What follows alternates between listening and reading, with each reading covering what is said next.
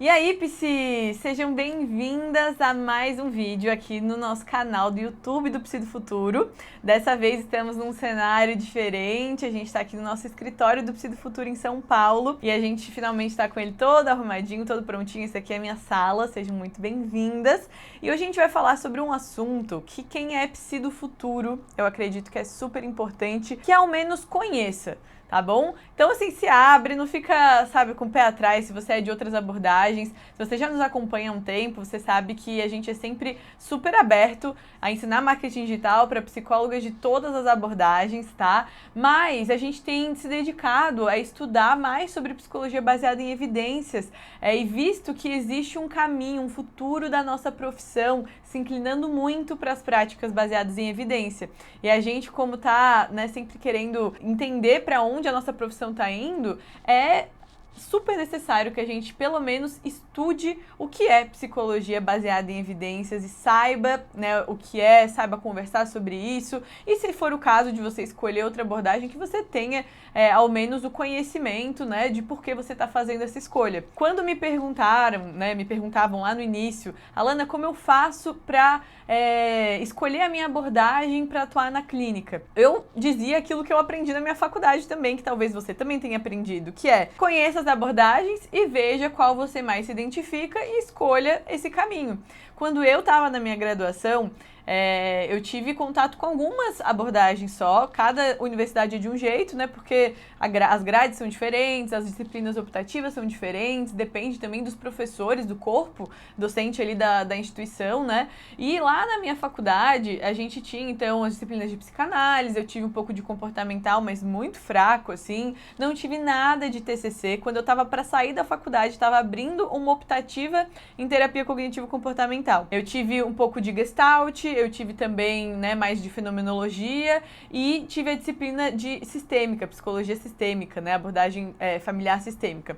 O que aconteceu? Na hora de escolher o meu estágio na clínica, escolher qual abordagem eu faria, tinha algumas poucas opções. Psicanálise eu sabia que eu não tinha me identificado muito, que eu não tinha gostado tanto assim, não tinha feito tanto sentido, e eu fui então para abordagem familiar sistêmica, que tinha sido até assim uma matéria que eu gostei de estudar, que eu achei interessante, né? Quando eu fui para esse estágio, começar a atender, a gente leu textos, né? Comecei a acompanhar alguns atendimentos, vendo como que era a dinâmica de atender famílias e tudo mais, até que chegou o momento de eu mesma começar a atender. Bem no iniciozinho a gente fazia mais um acolhimento de emergência, que eram pessoas que chegavam às vezes numa situação de crise ali, e aí tinham os estudantes para fazer aquele primeiro acolhimento, que não precisa necessariamente de uma grande abordagem para simplesmente ouvir a pessoa e dar um direcionamento, né? Se é para ela ir para um CAPS, se é para ir para uma unidade básica de saúde, enfim, a gente dava um direcionamento. Mas a hora que eu comecei a atender de fato,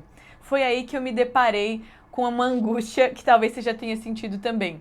Embora eu tivesse lido os textos, visto os atendimentos, a hora que eu fui para atender, eu sentia um despreparo muito grande, não só pela falta de experiência, mas por não saber exatamente por onde seguir naquele atendimento. Então eu sentia que eu tinha que contar muito com as minhas próprias reflexões.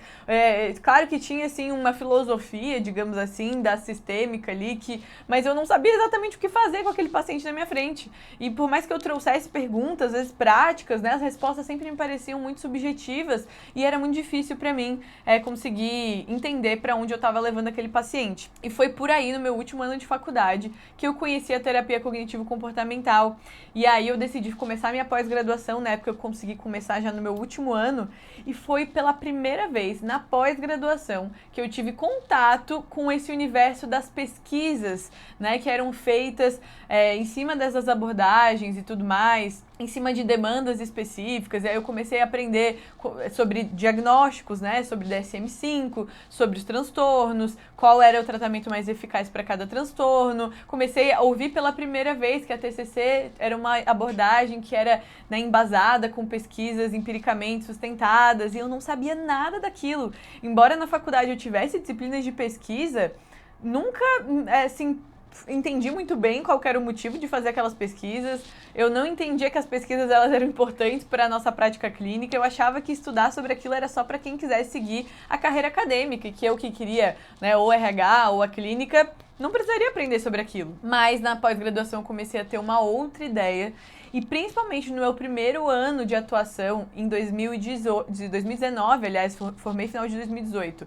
Em 2019 eu comecei a ouvir de outros profissionais mais experientes que eu, principalmente na internet, assim, ouvi sobre o que era a psicologia baseada em evidências. Eu comecei a entender que a prática baseada em evidências, né, que a gente abrevia como PBE, muita gente fala PBE, mas é PBE porque é de evidências, né? A PBE, eu comecei a ouvir que era uma prática que várias áreas da saúde estavam caminhando para isso. A medicina, a fisioterapia, a nutrição, a odontologia, né, que ainda tem muitas práticas, até na medicina a gente vê práticas, inclusive no SUS, né, que não são práticas baseadas em evidências, mas a gente vê um caminho muito forte levando para esse lugar. O que é super importante para que a gente possa tirar a psicologia desse lugar, né, de que as pessoas falam que é muito subjetivo, que é só conversar com alguém. Você já deve ter ouvido isso, né? Quando a gente caminha para uma prática baseada em evidências, a gente está saindo desse lugar. Não quer dizer que a gente vai ignorar a subjetividade do nosso paciente, que a gente vai fazer uma coisa mecânica, uma coisa que não é humana. Não, só quer dizer que a gente vai buscar as melhores práticas que tem pesquisas, né, empíricas que foram feitas que mostram a efetividade daqueles tratamentos. Então, se você for pegar a definição da PBE hoje, a gente fala que é a integração da melhor evidência científica, a preferência e cultura do paciente e a perícia clínica.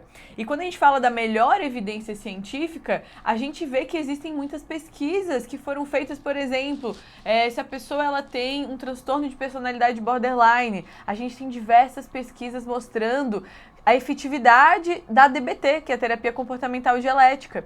A gente não tem essas pesquisas para mostrar que a Gestalt é eficiente para tratamento de alguém com borderline. A gente não tem essas pesquisas para mostrar que a abordagem humanista ela é eficiente. Então, por que não usar aquela abordagem, aquelas ferramentas que já tem pesquisas que apoiam que elas são eficazes para aquele modelo de tratamento? A gente, eu e você, como terapeutas, como psicólogos, a gente precisa ao menos entender, ler esses artigos, conseguir entender um pouco da linguagem científica, de como funciona a pirâmide de evidências, de como são feitos esses estudos, né? Mesmo que você não se interesse, eu digo por mim, tá? Eu me interesso zero por ser a pessoa que faz essas pesquisas. Eu acho que deve ser, assim, algo bem minucioso, algo que dá muito trabalho, né? O pessoal passa mestrado, doutorado, anos fazendo essas pesquisas. Só que é super importante que tenham essas pessoas que façam, e é super importante que a gente que está nesse outro lado da clínica, do dia a dia com os pacientes, a gente possa trabalhar em parceria com essas pesquisas.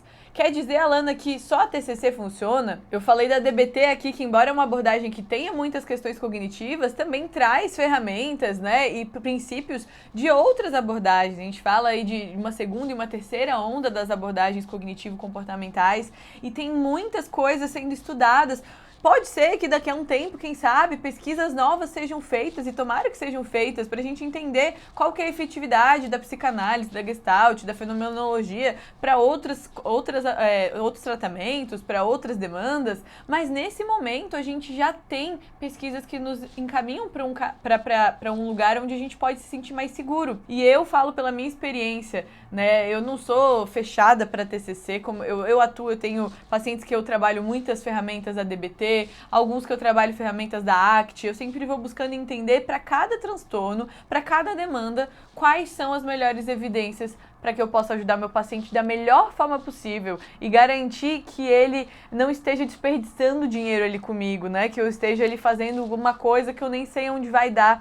Então, quando a gente se apoia nessas pesquisas, a gente tem uma prática muito mais segura. Então, eu tô contando um pouquinho da minha experiência para vocês aqui. Uma coisa que é muito importante, que tá muito em alta também, são as pseudociências, são as terapias alternativas, que muitas vezes prometem tratamentos de saúde mental, né? A gente vê barra de Access, Theta Healing, a própria constelação familiar, que acaba se misturando um pouco até com a psicologia, algumas universidades, né, ensinando, enfim. É uma situação, são discussões bem complexas aqui, mas quando a gente se equipa com a prática baseada em evidências, a gente consegue ter argumentos para ensinar o público leigo que não sabe aonde eles devem procurar, que eles devem confiar naquilo que tem mais evidências e que se eles têm um problema X, não é precisa ficar desperdiçando dinheiro fazendo esse, aquele tratamento. Busca um bom profissional que ofereça um tratamento baseado em evidências. E isso é a gente, eu e você, como psicólogas clínicas,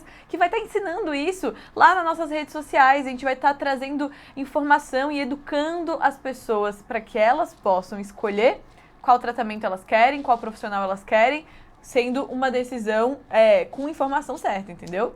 Então é isso que a gente está falando aqui, espero que vocês tenham gostado. Eu não sou uma pesquisadora, né, mas eu tenho trazido e feito parcerias com professores que têm uma experiência incrível nessa área, então acompanhe a gente lá nas redes sociais. A gente tem tanto o @PsidoFuturo, @PsidoFuturo, nosso Instagram mais focado em marketing e empreendedorismo, e a gente tem agora o nosso PsidoFuturo Edu, que é um outro braço do PsidoFuturo focado em trazer educação, conhecimento e te ajudar a ter uma prática clínica mais eficaz. Então acompanhe a gente lá nessas redes sociais. Se tiver qualquer dúvida, comenta aqui. Quero muito saber qual que é a tua experiência, a tua visão sobre esse assunto. Tchau, tchau!